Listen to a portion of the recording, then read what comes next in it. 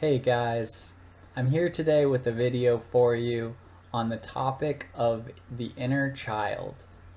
And I think on some level, all of us, and sometimes it's a deep level, all of us feel a level of insecurity or inferiority, feel that we are unloved or unlovable, that on some level we're not good enough. And this manifests in different ways. For me and so many others, this often manifests as the inferiority complex. There's a consistent inner dialogue of self-criticism and down-talking that makes you feel like you're less than.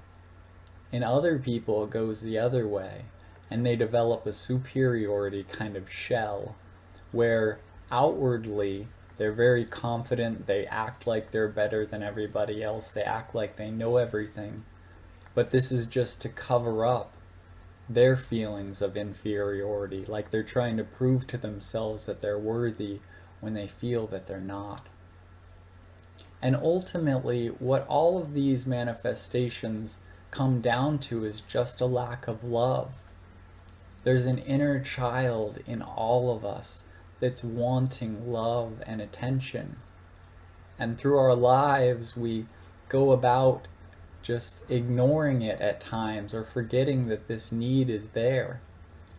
And like a child, our inner child is like pulling at our shirt sleeves saying, love me, pay attention to me, calling out our name. But we're too busy, life is too busy. And so we ignore that part. And just like children do, that part then begins to act out. It can't get our positive attention, and so it settles for negative attention instead. In the spiritual community, this is often called ego. It's an aspect of ourself that is a part of us, yet seems to be acting separately of us. It's rebellious, it sometimes sabotages our attempts to create change in our lives. It seems to want to move backwards when we want to move forwards. And for me, the inner child and the ego are very similar, if not the same.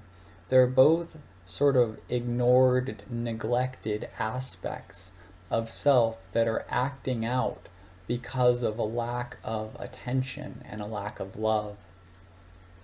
And typically within the spiritual paradigm, previously anyway, there's thoughts like you need to get rid of the ego or transcend the ego or, get the ego out of the way so you can be your true self.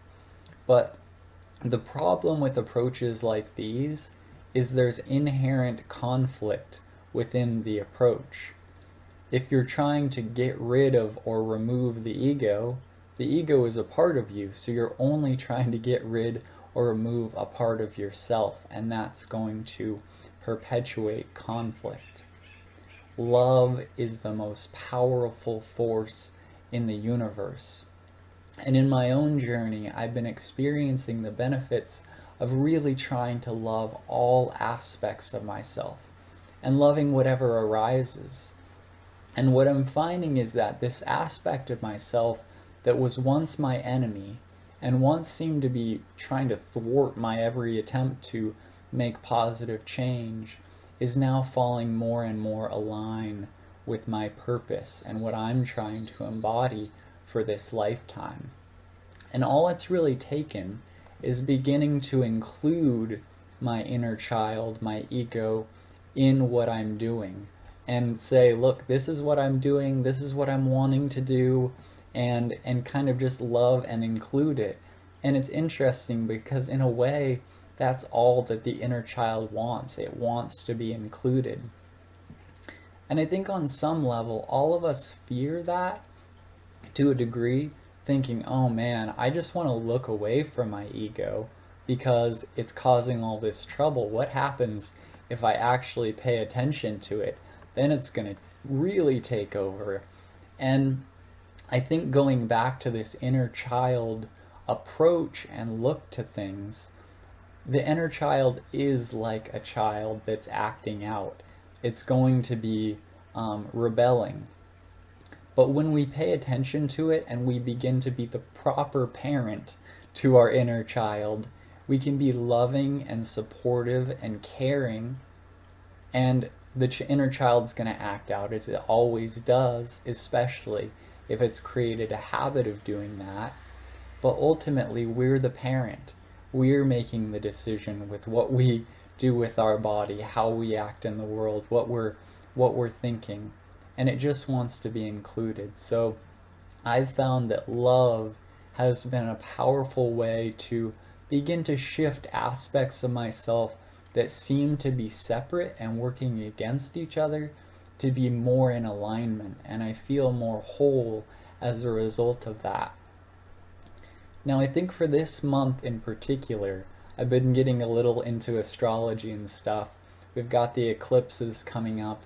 It really feels like a theme of this month is diving and digging deep into ourselves, revealing unconscious patterns and beliefs, and removing stuck energies.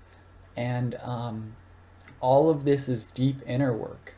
And it deals with wounds, just like our ego and our inner child. There's wounds there. And in me, I've been feeling this bubbling up of emotion. And I think love is really the remedy to all of it. Whatever arises, if we can love it, it's an integrative energy.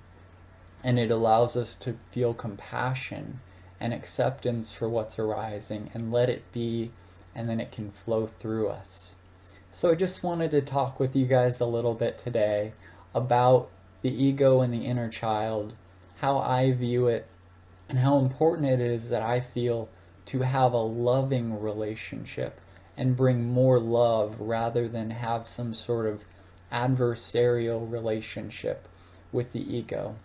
And the more love that we can bring, the more integrated we feel, the more we can experience more of what feels good in life.